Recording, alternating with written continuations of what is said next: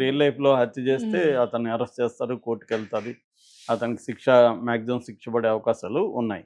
కాబట్టి సినిమాలో చూపిచ్చే విధంగా జరగదు. కాకపోతే నిన్నేందంటే అంటే ఇది ఒక ఇంట్రెస్టింగ్ యాస్పెక్ట్ అని చెప్పుకోవచ్చు. హ్మ్. ఎందుకంటే 'పుష్ప 2లో' ఒక ఎపిసోడ్ ఉంది. అదే మెయిన్ హైలైట్ అసలు. సినిమాకి. హ్మ్. సినిమాకి ఒక రకమైన లీడింగ్ పాయింట్ అది. హ్మ్. అదేందంటే ఇతను సీఎంని కలవడానికెళ్తుంటాడు. భార్య సీఎంని వెళ్తున్నావు కదా!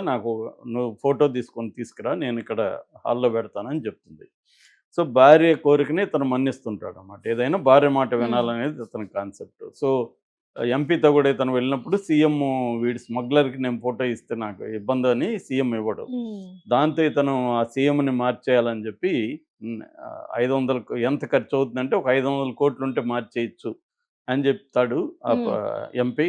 సరే 200,00,00,000, 300,00,00,000 అయితే చాలంటే నేను 500,00,00,000 ఇస్తానని 500,00,00,000 ఇచ్చి మార్చేస్తాడు. హుహు. మార్చేసి హ్మ్. ఎంపీని సీఎంని చేస్తాడు. అవును అది సార్. బేసిక్ కథ. అవును. హ్మ్. అయితే అది కూడా దాంట్లో కూడా కాంగ్రెస్ పార్టీ అన్నట్టుగానే చూపిచ్చారు.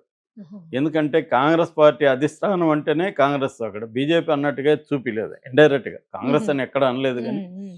మామూలుగా సీఎంలు మార్చే పద్ధతి ఎక్కువగా కాంగ్రెస్‌లోనే కాంగ్రెస్. ఉంటది. అవును బీ సార్. బీజేపీలో అలాగే డబ్బులు తీసుకొని మారుస్తారని చెప్పలేం. కాంగ్రెస్ కూడా డబ్బులు తీసుకొని హ్మ్. మారుస్తదని హ్మ్. గాదు గానీ, వాళ్ళు మామూలుగా మారుస్తారు. ఒక్కోసారి సెంట్రల్‌లో ఉండే ఇన్‌ఫ్లుయెన్షియల్ పర్సన్స్ కొంతమందిని పట్టుకొని డబ్బులిస్తే వాళ్ళేమన్నా వీళ్ళ మీద చాడీలు చెప్పో, పుల్లలు పెట్టో ఏదో మార్చే పద్ధతి కూడా ఉండొచ్చు. హ్మ్. ఏదేమైనా అది జరిగిందనమాట సినిమాలో. దాన్ని ఇప్పుడు నిన్న పోడూరి శ్రీనివాసరెడ్డి అని ఆయన అడ్వకేట్ నిన్న ప్రెస్ క్లబ్‌లో ఆయన ప్రెస్ మీట్ పెట్టి ఆయన మాట్లాడిందేందంటే, ఆయన అనేక విషయాలు చెప్పాడు. అందులో ప్రధానంగా ఆయన చెప్పిందేంటంటే, అల్లు అర్జున్ ఒక పావుగా వాడుకుంటున్నారు కొంతమంది. ఒక అదృశ్య శక్తి అల్లు అర్జున్ వెనకుంది. ఈ అదృశ్య శక్తి అల్లు అర్జున్ ఉపయోగించుకొని రేవంత్ రెడ్డి ప్రభుత్వాన్ని కూల్చివేయాలని ప్రయత్నిస్తున్నారు. ఒక వారంలో రేవంత్ రెడ్డి ప్రభుత్వం కూలిపోయే అవకాశం ఉంది అనేది హుహు. ఆయన హ్మ్. చెప్పాడు. సరే మామూలుగా ఎప్పుడైనా ఒక ఇష్యూ వైరల్ అయినప్పుడు దాన్ని ఉపయోగించుకొని చాలామంది పాపులర్ అవును అవ్వాలని సార్. రకరకాలుగా ట్రై చేస్తుంటారు. హ్మ్. ఆ ఇష్యూలో వీళ్ళు గూడా ఎంటర్ అవ్వడం. మొన్న గూడా ఒకాయన సస్పెండ్ అయిన అవును ఏసీపీ. సార్. ఆయనకి హ్మ్. సంబంధమే లేదు ఈ కేస్‌తో. ఆయనొచ్చి ఆయనొచ్చి ఏదేదో హ్మ్. రెచ్చిపోయి మాట్లాడాడు. మళ్ళీ ఏమయ్యాడో గూడా తెలీదు.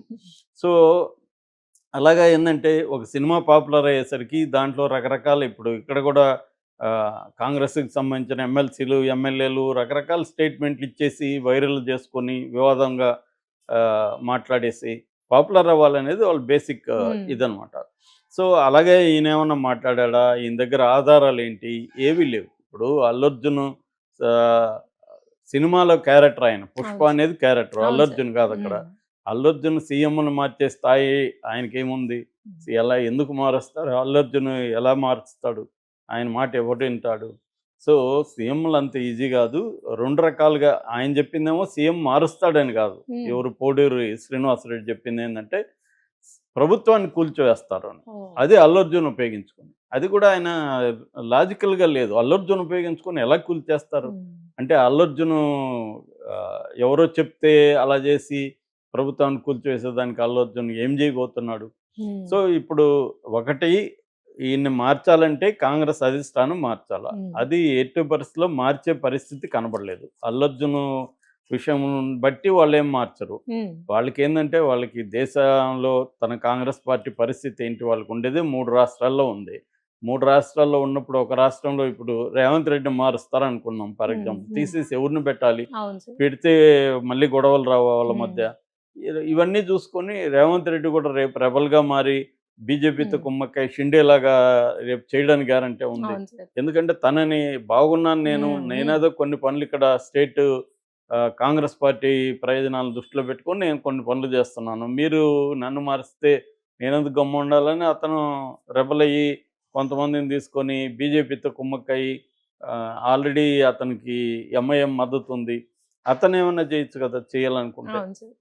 కాబట్టి కాంగ్రెస్ పార్టీ మార్చే ప్రసక్తి లేదు. అందుకనే రేవంత్ రెడ్డి కూడా చాలా స్ట్రాంగ్‌గా ఉండగలుగుతున్నాడంటే, ఆయనకి క్లారిటీ ఉంది. ఇప్పటికిప్పుడు నన్ను కాంగ్రెస్ పార్టీ మార్చలేరని హ్మ్. రేవంత్ రెడ్డి ధైర్యంగా నిర్ణయాలు కొన్ని తీసుకుంటున్నారు. తీసుకోవడం వెనక కాంగ్రెస్ పార్టీ కూడా ఏమీ అతన్ని అబ్జెక్ట్ చేయట్లేదనేది హ్మ్. హ్మ్. మనకర్థమవుతుంది. చేస్తే ఆయన చేయలేరు కదా! అసలు కాంగ్రెస్ పార్టీ ఆ స్థాయిలో ఉంటే షర్మిలనే మార్చేవాళ్ళు కదా! హ్మ్. షర్మిల వల్ల కాంగ్రెస్ పార్టీకి ఎంత నష్టం జరుగుతుందని కాంగ్రెస్ పార్టీలో ఉండే సీనియర్స్ వాళ్ళే కంప్లెయింట్లు అవును సార్. ఇస్తున్నారు. అన్నీ చేస్తున్నా షర్మిలని మార్చట్లే ఆడ. హ్మ్. అంటే ఏందంటే కాంగ్రెస్ పార్టీ ఒక రకంగా దేశంలోని ఇండిసిసివ్‌నెస్ కనిపిస్తుంది. రాహుల్ గాంధీలో మెచ్యూరిటీ లేదు. అందుకనే ఉన్న రాష్ట్రాలు కూడా కోల్పోతున్నారు. కొత్త రాష్ట్ర బీజేపీ 10 ఏళ్లుగా పరిపాలించిన హర్యానాలో చాలా తీవ్రమైన యాంటీ ఇన్కంబెన్సీ ఉంటే కూడా కాంగ్రెస్ దాన్ని చేసుకోలేకపోతుంది. ఎన్‌డీఏ ఇండియా కూటమి కూడా కాంగ్రెస్ పార్టీకి వ్యతిరేకంగా మెల్లమెల్లగా మారుతూ ఉంది. అలాంటి పరిస్థితిలో కాంగ్రెస్ పార్టీ ధైర్యంగా నిర్ణయాలు తీసుకునే పరిస్థితి లేదు. ఇక రెండవ యాస్పెక్ట్ కూల్చివేత. హ్మ్. ప్రభుత్వాన్ని కూల్చాలంటే ఏం జరుగుతుంది మామూలుగా? మ్యాజిక్ ఫిగర్ కంటే కూడా రేవంత్ రెడ్డికి 5 మంది సభ్యులు ఎక్స్‌ట్రా ఉన్నారు. హ్మ్. నలుగురు కాంగ్రెసోళ్ళు, ఒకరు సిపిఐ. హ్మ్. ఈ నలుగురు 5 మంది ఉన్నారు కాబట్టి ఒక 7, 8 మంది జంప్ అయితే కాంగ్రెస్ పార్టీ అప్పుడు కూడా ఎంఐఎం సపోర్ట్ చేయకపోతే హ్మ్. అన్ కాంగ్రెస్ పార్టీ అంటే ఈ ప్రభుత్వం కూలిపోతుంది. హ్మ్. మరి ఇది జేయాలంటే 10 మంది ఎమ్మెల్యేలు అనుకుందాం. 10 మంది ఎమ్మెల్యేలని కొనాలి. అవును సార్. హ్మ్. పోనీ అల్లు అర్జున్ దగ్గర డబ్బులుంది. తలా 100,00,00,000 200,00,00,000 ఇచ్చాడు. ఎందుకంటే ఆయన ఒక సినిమాకి 300,00,00,000 తీసుకున్నాడు. హ్మ్. సో, ఇంకొక ఈ ప్రభుత్వాన్ని కూల్చేద్దామని సినిమాలలాగా ఇక్కడ కూడా ఒక 600,00,00,000 ఖర్చు పెడతాం. రేవంత్ రెడ్డిని దించేద్దాం. హ్మ్. నన్ను జైలుకి పంపిస్తాడా అనేది ఇగోతో అనుకున్నాడు అనుకుందాం. పుష్పలాగా. అవును సార్. హ్మ్. అనుకుంటే ఇవి ఎమ్మెల్యేలు డబ్బులు తీసుకొని ఎళ్తే వాళ్ళకేంటి లాభం? ఆ అవును సార్. డబ్బులు తప్ప వాళ్ళకేం లాభం హ్మ్. ఉండదు. అయినా గూడా వేరే పార్టీని ప్రభుత్వం ఏర్పాటు చేసే పరిస్థితి లేదు. ఎందుకంటే బీఆర్ఎస్‌కి 39 ఉంది. హ్మ్. కావాల్సింది 61. బీఆర్ఎస్ ఎక్కడి నుంచి తీసుకొస్తది? బీజేపీకి అంతమంది లేను గూడా లేరు. కాబట్టి వేరే ఆల్టర్‌నేటివ్ ఎవరు గవర్నమెంట్ ఫార్మ్ చేస్తారు? కాబట్టి ఏందంటే ఏదో పిచ్చి లాజిక్‌లో మాట్లాడినట్టుంది తప్ప ఏ రకంగా కన్విన్సింగ్‌గా లేదు. హ్మ్. ఒకవేళ first of all 'Allu Arjun' అలా చేస్తాడని అవును నేను సార్. అవును. అనుకోలేదు. ఆ స్థాయి 'అల్లు అర్జున్‌కి' లేదు. ఆ కైండ్ ఆఫ్ ఇగో ఉండదు. హ్మ్. వాళ్ళకి రియల్ లైఫ్‌లో ప్రాక్టికల్‌గా ఉంటారు. అవును సార్. మనం ఏ పని చేస్తే ఏం ప్రాబ్లమ్స్ హ్మ్. వస్తాయి. ఆల్రెడీ 'అల్లు అర్జున్' ఇబ్బందుల్లో ఉన్నాడు. సో, అతనేదో పొలిటికల్‌గా చేసే పరిస్థితి ఉంటే తననే కేసు నుంచి హ్మ్. బయటపడేసుకోగలిగేవాడు కదా! అంత స్థాయి ఉంటే. కాబట్టి అది 'అల్లు అర్జున్‌కి' లేదు. రెండవది 'అల్లు అర్జున్' ఉపయోగించుకొని అదృశ్య శక్తి అన్నాడు. ఇదంతా ఏందంటే ఏదో ఒకటి వదలడం, హ్మ్. చీకట్లో బాణం హ్మ్. వేయడం. అదృశ్య శక్తి అంటే ఎవరు? ఎవరికి ఇది పాజిబుల్? మోడీ అనుకుంటే పాజిబులా? ఆహ్, కేసీఆర్ అనుకుంటే హ్మ్. పాజిబులా? కేసీఆర్ ఎప్పటినుంచో డే 1 నుంచే బీఆర్ఎస్ వాళ్ళు కూలిపోతుందని చెప్తున్నారు. ఇప్పుడు 1 ఇయర్ దాటిపోయింది. హ్మ్. ఇంకా బీఆర్ఎస్ నుంచే 10 మంది ఎమ్మెల్యేలని కొంతమంది ఎమ్మెల్సీలని, కొంతమంది నాయకుల్ని రేవంత్ రెడ్డి హ్మ్. లాగ్గలిగాడు. హ్మ్. ఆహ్, అంతేగాని బీఆర్ఎస్ ఆల్రెడీ 39 ఉంటే వాళ్ళకి 29కెళ్ళిపోయింది హ్మ్. బీఆర్ఎస్ పరిస్థితి.